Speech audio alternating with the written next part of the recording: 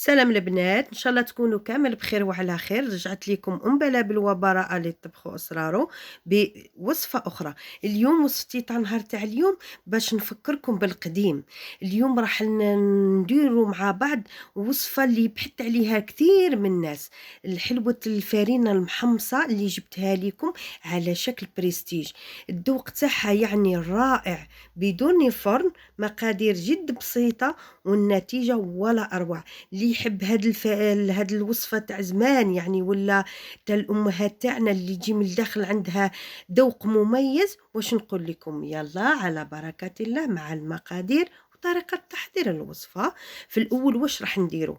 نشدو كمية من الفرينة، نديروها في حية ثقيلة ونروحو نحمصوها على نار تكون جد مهيلة. كميه يعني ما توزنوهاش في الاول، باسكو الفرينه راهي في الاول تكون خفيفه، من بعدها كي نحمصوها تولي ثقيله، سما الوزن تاعها راح يتغير. ونحمصوها على نار تكون جد قليله، وكي توصل واحد اللون الذهبي يعني ذوغي نحيوها وما تخلوهاش في الشيء اللي كنتو تحمصوا فيها باش ما تحترق لكمش، وحطوها على جنب. ونروحوا للمرحله الثانيه. المرحلة الثانية نشدو 200 غرام تاع الشوكولا بالحليب، قطعوها يعني قطعة صغيرة، ونروحو ندوبوها يعني طريقة بسيطة حتى تخلصوا هاد الكمية. نروحو ندوبوها ونرجع لكم بإذن الله. من بعد ما كيما راكم تلاحظوا، من بعد ما دوبناها نزيدو عليها 2 مغارف تاع الزيت نباتيه، لان كل 100 غرام تمشى معاها مغرفه كبيره تاع الزيت، والدور هنا تاع الزيت باش يعطيها خفه ولا معان. ونزيدو نخلطو مليح كيما راكم تلاحظوا. وراح اليوم نخدمو بهاد ليمون تاع السيليكون، عجبوني هاد القلوب. راح نحضروا هاد الوصفه تاعنا البريستيج. نديرو كميه مليحه باش كي نحيوها ما تتكسرناش كيما راكم تلاحظوا. من بعدها واش نديرو؟ نطلعو في الجوانب، خاصه في الجوانب طلعوا مليح باش كي تحبوا تنحوها ما تتكسر لكمش، حتى تخلصوا كامل هاد الكميه اللي تكون عندكم كيما راكم تلاحظوا. نزيد نعد لكم واحده اخرى، يعني كميه ديروا لاباس بها.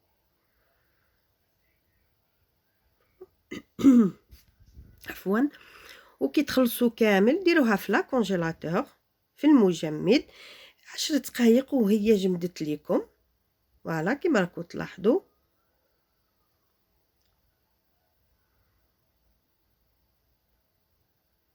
ونبداو نحضروا في الوصفه تاعنا. نشدوا الكاوكاو، يعني الكيله اللي حبيتو نتوما، كميه من الكاوكاو، 2 كميات تاع هذيك الفرينه اللي حمصناها ولكن تكون بومبي، وكذلك كميه تاع اللوز. اللي ما عندوش اللوز يغيرها بزوج تاع الكاوكاو، وزوج مغارف كبار تاع لحظه اون بودر، وشوكولا تاع الطلي تاع الخبز. وراح نجمعوا هذا الخليط تاعنا بالنسلي كما راكم تشوفوا، مكونات بسيطه. وراح ندخلوا في طريقه التحضير. نديروا الكيله الاولى تاع الفرينه المحمصه، نزيدوا الكيله الثانيه، ونزيدوا الكيله تاعنا تاع اللوز، ونزيدوا الكيله تاعنا تاع الكاوكاو كذلك، ونزيدوا فوق منها 2 كيسان او 2 تاع المغارف معمرين ملاح تاع الحليب اون بودر، ونخلطوا مليح هاد الكميات في بعضياتهم. هذيك البودره تاع الحليب تعطيها واحد الذوق رائع. ونزيدوا لها هاد الشوكولا تاع الطلي 2 مغارف، واللي ما عندوش هاد الشوكولا يقدر يعاودها بلا مارغرين ولا بالعسيله. ونبداو نجمعوا الخليط تاعنا بالنسلي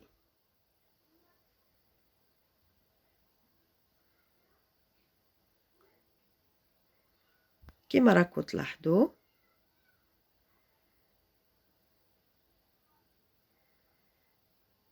حتى تحصلوا على واحد الخليط متماسك كما راكم تشوفوا.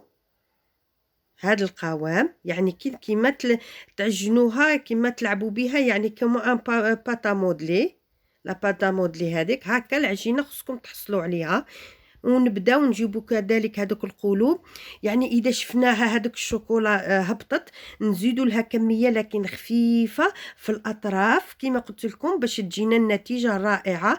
جوست ما تخلصوها 10 مام با 5 مينوت تولي تجمد. شوفوا اذا كثرتوا الشوكولا، شوفوا القوام اللي راح تحصلوا عليه. جوست نعتها لكم، يعني جوست تحبوا تنحوها تتنحى لكم، من بعدها رجعوهم. والخليط تاعنا اللي حضرناه ولا الحشو تاعنا نبداو نعمرو كما راكم تشوفوا.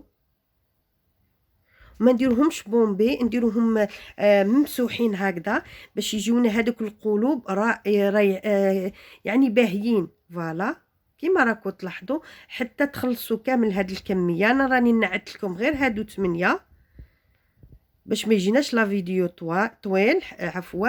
ومن بعد نزيدو كطبقه خفيفه نمسحو غير شويه من الفوق كما راكم تلاحظوا، ونديروها كذلك في المجمد مده 3 دقائق ولا. ومن بعد نخرجوها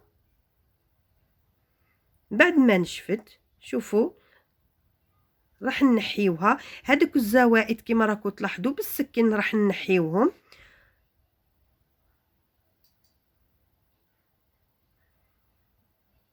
تتنحى معانا بكل سهوله كي ديروا طبقات الشوكولا مليحه. وهنا نجيبوا التزيين. هذه المرحله التزيين تبقى اختياريه، كل واحد والامكانيات والشي اللي واجد عنده. انا درت نصف تاع القلوب هذا اللي بغيون اللي راكم تلاحظوا فيه كيما هكذا، حتى النصف تاع القلب ديروه بغيون.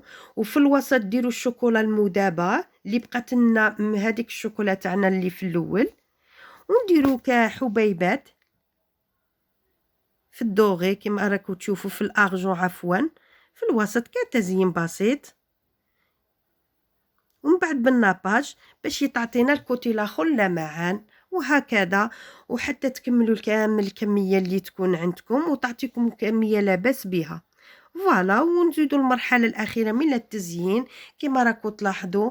اللي عنده هاد لي كيساتيتو يباهي الوصفه تاعو، اللي ما عندوش عادي تخرجوا بها في الاعراس يعني. وها هي الوصفه قدامكم في صحن التقديم. هاد الوصفه رائعه، يعني مزج بين العصري والتقليدي.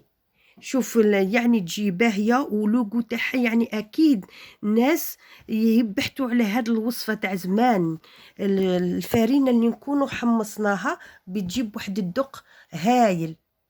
واش نزيد نقول لكم، هذه هي الوصفه تاعي تاع نهار تاع اليوم اللي جبتها لكم بالفارينه المحمصه بدون بيض كما لاحظتوا، بدون زبده، بدون فرن. واش نزيد نقول لكم، راح نقطعها قدامكم بتشوفوا القوام من الداخل رائعه. يعني البنه تاع الفارينه محمصه ولا اروع.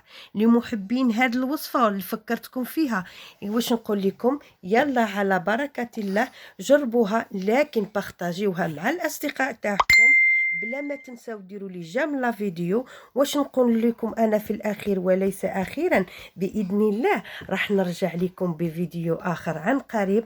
خليت لكم الراحه والصحه، وفي الاخير واش نقول لكم، السلام الختام.